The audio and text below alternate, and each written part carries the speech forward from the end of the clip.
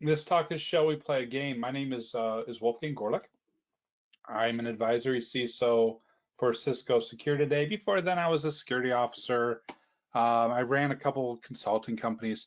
I did a apprenticeship program for a while where we put a whole bunch of cybersecurity people through the paces and got their careers started. And as a matter of fact, it was around the time of doing that, maybe 3-4 years ago now, where I first debuted this talk. And I was like, yeah, shall we play a game, right? Like the quintessential war games message, right? Like the hacker, one of the first hacker movies that so many people in my generation saw, right? Where you got like the modems and you're using the payphones and everything. And one of the people was like, it's more edgy than I'd expect from you, Wolf. I'm like, edgy? It's not edgy. It's like, shall we play a game? Like, no. It's really edgy. Like I wouldn't think you'd reference the Saw movies. And I'm like, the Saw movies? They're like, yeah, like, do you want to play a game? Like, what are you talking about? I'm talking about like a nice game of chess. Like, no. We're like, tell me, how much blood will you give in order to survive? And, no, that's not it at all. So I do think that maybe millennials ruin everything. Actually, I think more than that, we need more like war games and hacker movies, like things that are set in this time and not just reboots of the Matrix, which is probably a whole other conversation that we should really have in Discord. But what this topic is actually on is a idea, a capability that I've been doing for a very long time, and it's really been the crux of many of my security programs back to when I was a security officer in financial services through a couple consulting firms, this idea of running security exercises. And so today I want to talk about how and why to run a security exercise, how to structure it, where to start if you don't have ones. And also I'm going to end up our time today talking about a maturity model. Okay, so if you got something going on, where do you go next? And if you're just starting out, how do you plot a roadmap for doing security exercises? It kind of makes sense, right? We all have effectively two paths we're playing. When the chips are down, when we're really playing the game of security, not when we're doing the compliance things, which are incredibly important and needed. Not when we're doing the operations things, which are, again, incredibly important and needed. But when the chips are down, we've got two things going on. We've got the life cycle of IR, and we got the life cycle of the attacker. And this is well known. We're gonna do stuff in IR, right? We're gonna write a plan, and I'm sure it's a great plan. I'm sure we haven't handed it off to the junior analyst. We're gonna have some run books, and I'm sure they're very accurate and have been updated sometime this century, or at least this decade. And then something's gonna happen. We're gonna identify the bad guys, and we're gonna corral them and get them out of the network. Meanwhile, of course, the adversaries got their own sort of path that they're taking from reconnaissance into breaking into the system to achieving whatever their objectives are. Fundamental problem of this, of course, is the time delay. Now, this is well known. It's been said for at least a decade that it takes months to years to detect when an adversary is in our networks. I think the last figure I saw was around 6 months. I thought, this is good. 6 months is bad, but this is good. It's much better than it was. I'm like, it used to be, a year or more. This is good. And then I was reading some ransomware reports, and it occurred to me, thanks to the ransomware author, the report author, by the way, not the ransomware code itself, that the reason for that is ransomware attacks are the majority of attacks right now, and of course they want to be identified very quickly, and that's pulling that time frame down. So it takes months to detect. We know this. It takes 3 months or more to respond. This isn't something we ordinarily think about or talk about. Why is that? What happens there when we're doing that response? I can tell you just from conversations in the past couple months, what happens when we're doing that response. CISOs, I'm talking to you, friends and peers, CISOs want to micromanage, right? The board's yelling at us, the CEO's yelling at us. I'm going to get in there and I'm going to make sure. No, you really shouldn't. Step away from the keyboard. Trust me. I know it feels good, but we need to step back. So there's micromanaging going on. There's lack of coordination going on. We don't know what the plan is. Pull out the run book. Oh my goodness. This says we're running Symantec. We haven't run Symantec since 2015. I'm sure the run book has been updated. recently, but it probably hasn't. What else happens? Well, this one was a conversation I was just having a couple weeks ago where they're responding to an event and they reloaded the entire environment. That's awesome. They reload the entire environment with the same vulnerable version of software that they're running that allowed the attacker to get in the first place. That happens. A number of things go wrong because we don't necessarily have the muscle built up to necessarily go ahead and eradicate. So 3 months is the median figure there. Meanwhile, on the attacker side, it's much different. Now, these numbers can vary. I was talking to a CISO a couple months ago, and he was telling me of an incident that was literally minutes, right? They did this attack that's very common right now if you don't have thresholding in your multi-factor. They just kept pushing a request and pushing a request to someone to finally they accepted it. Once that happened, they got in their email, they threw up all the email rules to effectively backdoor Outlook, and then sent in all the phishing emails and had shell in the environment in minutes. So obviously these numbers are averages, but reconnaissance, it depends on how long you're taking, maybe a few months, depending on how you're scoping out in the environment. Initial breach, a couple days, escalating privileges, a couple days, hours usually moving laterally, and then depending on what the objective is, could be a couple minutes after that, or could be weeks after that.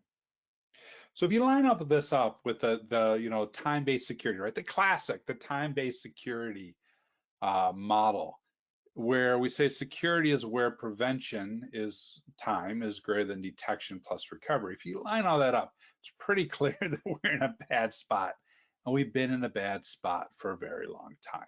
Now, we know this. This is not news, but there's so many different ways to tackle this. Do we add more people to it? Well, maybe we've got a talent shortage or we don't. Do we buy more technology? Well, maybe we got budget or we don't. Do we use the technology that we have better? Well, probably should, because most of the time, in my experience, our security products are maybe half used, half the features are enabled, right? They're not necessarily widely deployed. But it really brings up a good argument about what needs to happen. Do we need more tech? Do we need better processes? Do we need more people?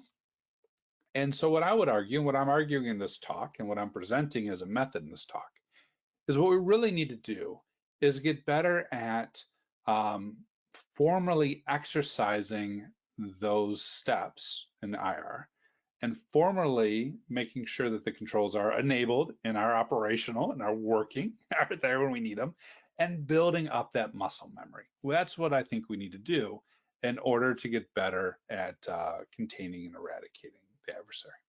So what does that look like? Where do we start if we're going to do that? Well, it fundamentally begins with a story. You know, the Native American phrase is those who tell stories rule the world, or at least rule the sock. I think that may be my version of it. Those who tell stories rule the sock. That sounds good. Where does a good story begin with? Well, it begins with a couple of things. Certainly, breach of the week. If you and your team have not done a threat model and possibly a tabletop on Log4j in, say, the last month, maybe you should, or at least do it. Maybe not right now. This is not a good time. But let's say in the beginning of January, that would be a good time. So whatever is in the news is, of course, a good example. It's a salient example, especially if it's at something in an organization like ours, right, and one of our peers. Pen tests is also a good one. Hey, a pen tester got in this way. This is what they did. Let's talk through that, and let's go ahead and build out some security exercises that way. Threat intelligence, your ISACs are a great one. Here's what's happening in financial companies just like ours. Here's what that looks like. We want to build out a threat model and security exercise around that. And of course, we need to create a nice clean feedback loop, right? If it happens in instant response, it probably should be codified, captured, turned into an exercise, and repeated. So the next time that there's a fire, we're not just putting the fire with the other fire. The next time that there's a fire, we're like, I remember this. A few months ago, we went through this drill. So there's some good sources for these stories. Now, everyone's got a story, right? Everyone's got a way of saying this, and there's some risks to these stories. So what makes a good story, the good foundation for a security exercise? I'd argue it has three things. It has a heart. It's interesting. It's funny, right? There's a hero to that story, and it's the type of story that makes you want to hear it and makes you want to tell it. And that telling and retelling is also a critical part of security culture, a little bit outside of this conversation. But if you've got good stories that spread through your organization, ooh, fantastic for security awareness. Much better than please click through this 14-minute PowerPoint and answer these questions that you're going to brute force anyways. So it has a heart, right? It has a heart. It has a head. It has some facts. We're not just saying, oh yes, there's this really interesting story that happened one day. No, we're saying also, did you know that this particular type of attack comprised 37% of the attacks that were in the Verizon data breach report data set for 2020. And so by adding a couple steps, we can circumvent that. And oh, by the way, and again, in that Verizon data breach report, they found that if we increased it from 15 steps or more, that the success of that attack dropped in half. It has a head, it has some facts behind it, and then it has a point, right? All right, so now you capture the person's attention. Hopefully they're enjoying the story. Hopefully they're going to tell it again.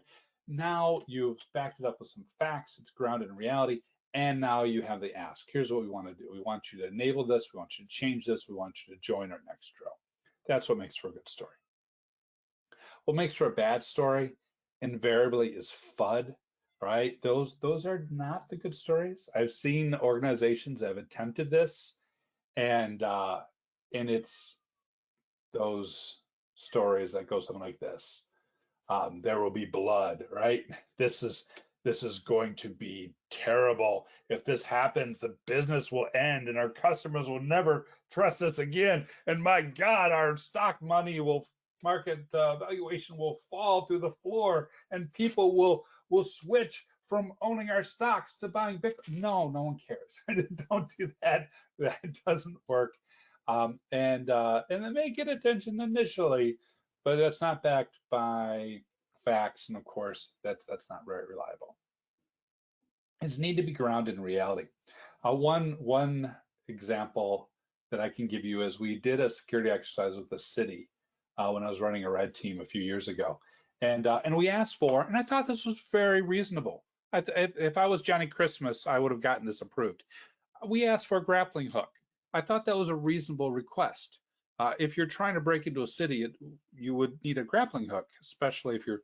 Anyway, that was apparently not backed up by any factual data. We couldn't demonstrate how oftentimes criminals are using these types of techniques. So it has to be grounded in reality. Now, when you're telling these stories, you're going to get some pushback, and that's not a bad thing.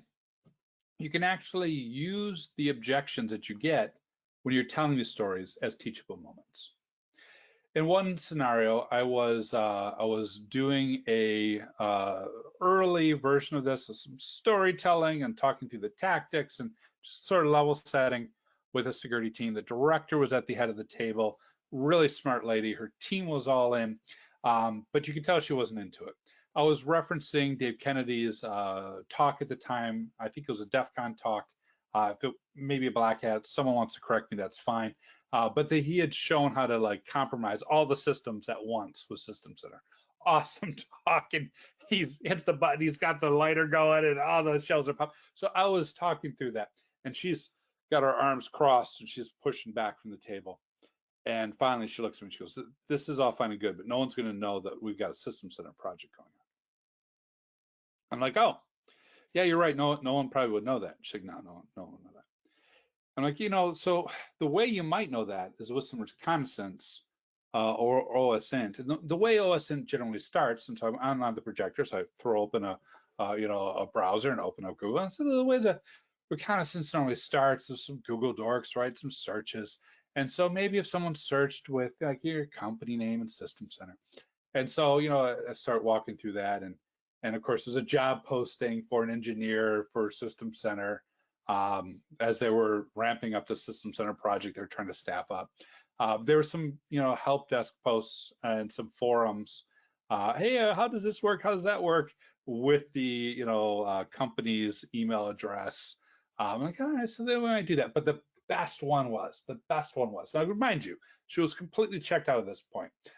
The best one was they had done a case study with Microsoft on System Center. And so we got to that point.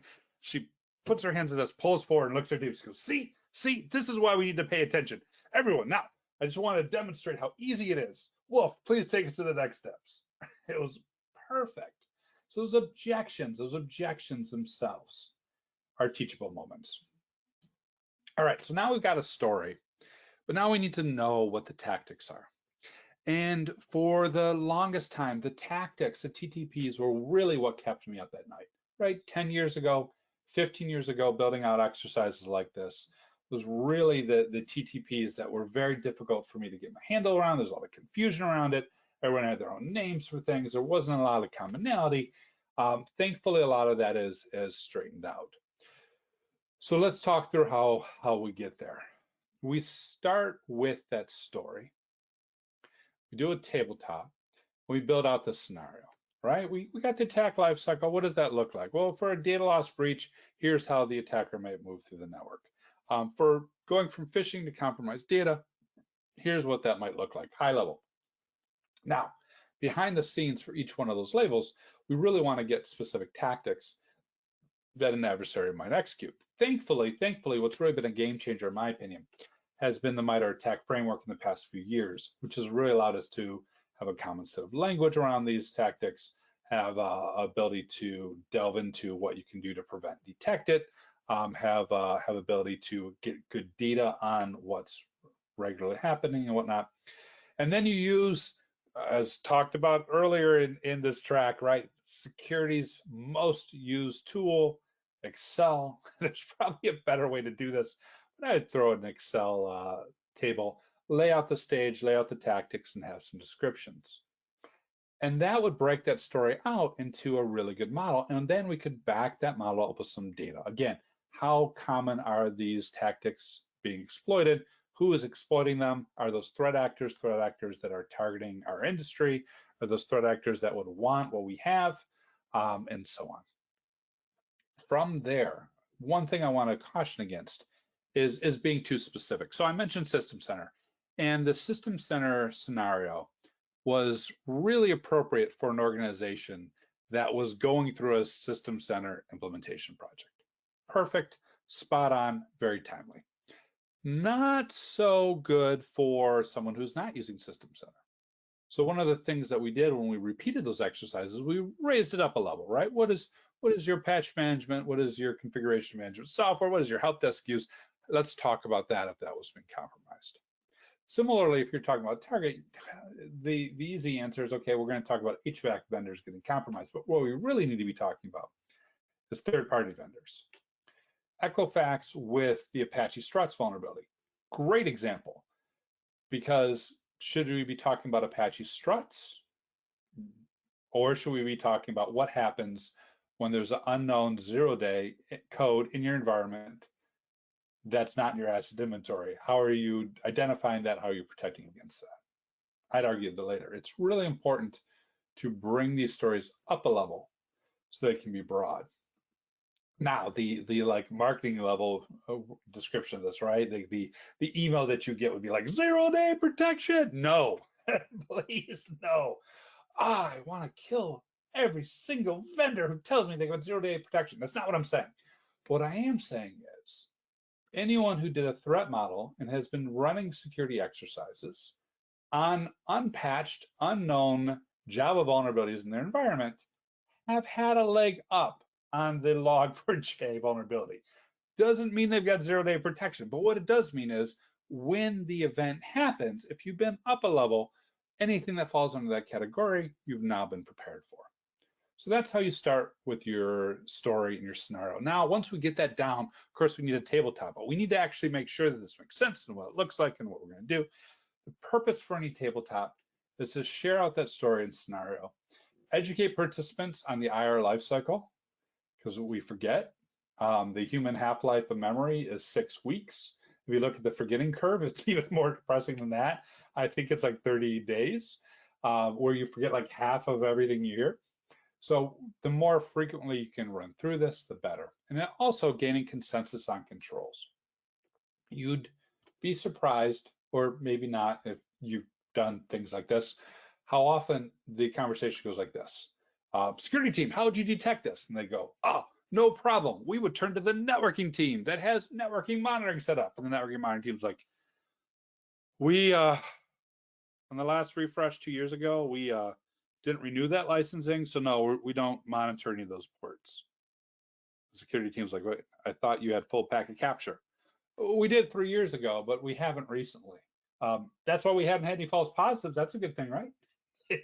No.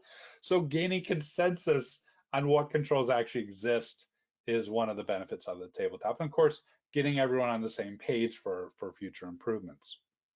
So here's where we're going to move from tactics to controls and start going through each tactic and listing out what we can do.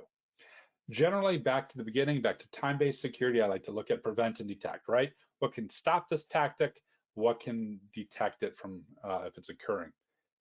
As organizations mature, right? If you've got a pretty mature tabletop, you can start looking at some additional controls like disruption. Deception is really hot, or at least was a couple years ago. I think you should be really good at prevent and detect before you even consider deception, but point is there's additional things you can do. From there, once we've got our tactics and our detect and prevent, we can really start getting a good handle on defense and depth. I am generally a little bit annoyed at the term defense in depth. It's another one of those things like 0-day protection that rankles me. I don't think anyone in 2021, anyone would say, oh, I don't have defense in depth. Thank you for telling me that. I knew I was missing something. All I needed was more layers of defense. I don't think anyone who's been compromised by a ransomware attack will go, you know what, if only we had a couple more layers, that probably would have solved it. The challenge with defense in depth is it usually doesn't measure depth against something, right? It's not depth against a particular tactic. It's not depth against a particular attack. It's just general depth, which really translates into how many products have you bought and how deep is the stack of licensing agreements on your desk. What I like about this approach is I can get a real true defense in depth across the scenario. As we miss different tactics, if a control fails, if AV is evaded, as we miss different tactics, we still have a series of depth along that path to catch them. So we filled that out. So what does that look like in terms of the overall process? Well, it looks like something like this. We do the scenario threat modeling where we do the attack stage and the tactic description, and then we do the tabletop where we fill in that control and the control description. If you were to flip that around and kind of delve deeper into that, you can look at an example here with credential access. You can see how we're tying this down to multiple levels of prevention detection. And you can also see, again, a really good example of what I mean by a better level of defense, right? Balloon tower defense, as the balloons kind of move through the path, our ability to hit them, and if we miss, okay, we've got another monkey who's going to be throwing a dart. Balloon tower defense, right? In this particular attack stage, we've got multi-factor, we've got logging. Well, if multi-factor is bypassed, like that push example I gave earlier, we're going to have additional stages where we can stop the adversary. So there's a couple different things here with the controls I want to highlight. One, we do want to keep it high level. I like to map it out to whatever control framework the organization is running in. I've done ISO 27 series, I've done NIST, of course. CIS is also popular. So mapping it up to a high level guideline is pretty important. But as we know, back to defense in depth, well, all right, our control set says we've got logging. Okay, great. Do you log this? Our control set says we have logging. Do you log that? Our control set, but do you? No, well, maybe not. We also want to make sure that we're going low level and logging at a very specific. So In the control, keep it high level and map to a framework. In the description, keep it low level and specific. What that means is we can then map that low level out to whoever owns that to make sure it's done, to verify it, to audit it, and so on. And from a high level, we can, of course, report that up to our audit committees and to the C level. This also means from a stage perspective, we can use these coverage metrics for prevention detection for each one of these stages of the attack. All right, so now what we have done, right? We've got a story, we've got a scenario, we've tabletop that, okay? We've talked through the controls and we're good, we think we're good. Now what we need to do is actually make sure that the controls work, which is where we get to adversarial emulation, or sometimes it's called red teaming or what have you, where we're gonna actually exercise these controls. All right, if you say we've got AD authentication logging, all right, we're gonna attempt to log into a disabled account and make sure someone actually does something. It's actually a true story. It was one of my controls, and I came in, I had Friday off, I came in on Monday, and my logs were just full. My scene was screaming, my logs were full. Turned to the guy who was on deck, I'm like, why didn't you do anything? He's like, well, I just figured it was something you were screwing around with. Like, why would I screw around with a disabled account? He's like, you're always adding controls and alerts and this thing. I never know what's going on. And sure enough, we had someone who had been terminated, who spent the entire weekend trying to break into our network. Ugh.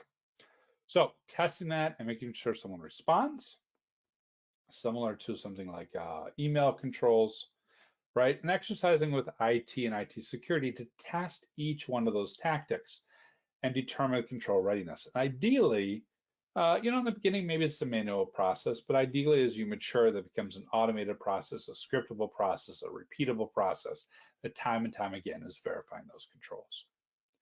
And that's what really allows you to catch any gaps in our understanding. I thought we had monitoring. Well, we didn't renew the licensing. It also allows us to catch any gaps that occurs from like typical IT operations. So I was doing this with a medical provider. One of their strong controls was a very well locked down kiosk in each room, so patient-facing kiosk. There's 12 of them. And these kiosks had NAC, awesome, certificate-based, awesome, great, not just MAC address, which, we can bypass pretty easily, but certificate-based, awesome, 12 of them, great. So I said, all right, I sent my team to go verify that, because that was one of their main controls against preventing the type of a scenario we're mentioning. First one, fine. Second one, fine. Sixth one, fine. Seventh one, fine. One out of those 12 did not have the control in place. For whatever reason, NAC had been disabled.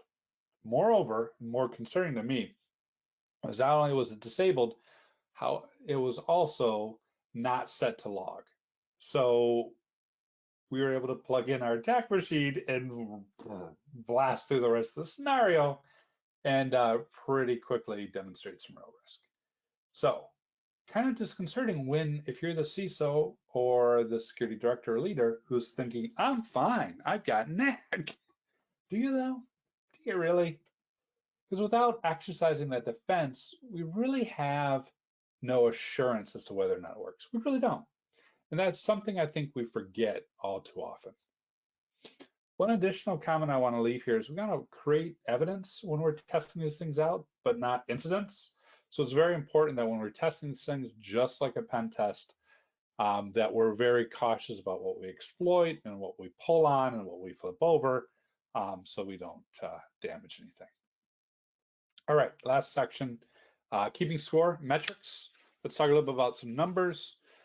First off, how often should you do this? We don't know. No one knows. A lot, a little, no one knows. One thing that may be interesting directionally is Cisco released the Security Outcomes Study, Volume 2, about a month ago, and looked at these types of exercises, but for disaster recovery.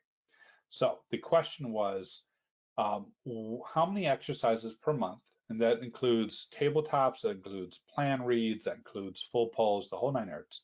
How many exercises per month will generate the highest degree of confidence and performance in the BCDR outcome. And they found that number is 5, right? Organizations are doing 5 exercises a month, and again, plan through tabletop, through actual technical exercise, were the ones that had the highest reported numbers of continuity and recovery success. So in that world, 5. In my world, when I was a security officer a few years ago, we were doing a monthly. So somewhere between 5 and 1 is where I would think we would be. From a metrics perspective, I think it's more about just tracking the number held and then slowly growing that up over time. In each one of those tabletops, looking at the defense and death numbers I mentioned, as well as the stage control numbers I demonstrated, those are really good metrics for an individual tabletop. For a exercise itself, again, number of exercises held, control effectiveness, if you're batting like 50% or 60% or even 70% of your controls being effective, you've got a problem, right? We've got a big disconnect between what we think we have and what we really have. Generally, your controls should be 90% or more effective. If I think I've got 12 stations with NAC, all 12 stations should have NAC. And then, of course, if you've got your SOC team watching this, how long does it take them to detect and to respond? That time metric is really critical. As I mentioned earlier, to running the whole IR process, how quickly can we identify and jump on the IR process, pull down the right run book, and execute it? By doing multiple of these, we can begin to pull out common themes. We can begin to map them across different exercises and start building some really good plans for improvement. And by using controls that map up to a higher level framework, we can also spot out any hot spots or areas where we need to jump on and level up. So in conclusion, right, shall we play a game? Yes, yes, yes, but not this kind of game. No FUD, no FUD, simply security exercises, which arguably war games was a little bit of FUD that led to a whole bunch of cybersecurity laws, but you get my point.